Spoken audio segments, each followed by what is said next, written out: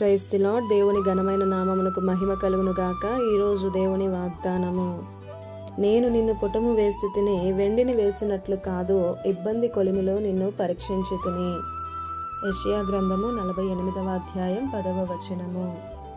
ఈ ఉదయకాల సమయంలో గొప్పవాడైనటువంటి దేవుడే మనందరితో మాట్లాడుతున్నాడు.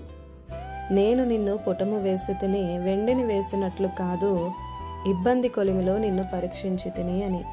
మన జీవితంలో అత్యంత క్లిష్టమైన పరిస్థితుల్లో మనతో ఉంటారు అనుకున్న వారందరూ మనల్ని విడిచిపెట్టి వెళ్ళిపోయినప్పుడు మనతో ఎవరో ఒక మిత్రుడు లేదా ఆప్తుడు మాత్రమే మనతో ఉంటే నిజానికి అప్పుడే ఎవరు మనవారో ఎవరు మనవారు కాదో తెలుస్తుంది.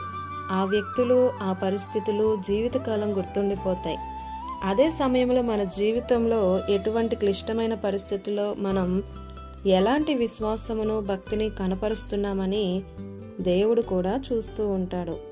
అబ్రహాము తన ఒక్కగానొక కుమారుని బలి ఇవ్వడం ద్వారా, దావీదు చెయ్యని తప్పుకు సౌలుచే తరమబడుతున్న వేళ, యోసేపు చెరసాలలో ఉన్న వేళ, యోబు సమస్తాన్ని కోల్పోయిన సమయంలో వారు కనపరిచిన విశ్వాసమును ఈరోజు వాగ్దానం వింటున్న ప్రియ సహోదరుడా సహోదరి మనము కూడా కనపరచాలి.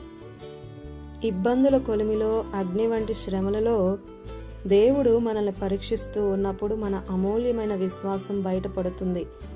ఆ సమయంలోనే మన విశ్వాసమును మనం జాగ్రత్తగా కాపాడుకోగలగాలి. ఆమేన్. ఈ దిన వాగ్దానం మనందరి జీవితాల్లో నెరవేరాలని కోరుతూ దేవుని సువార్త పరిచర్యలో మీ సహోదరి Prasanna. God bless you. Amen.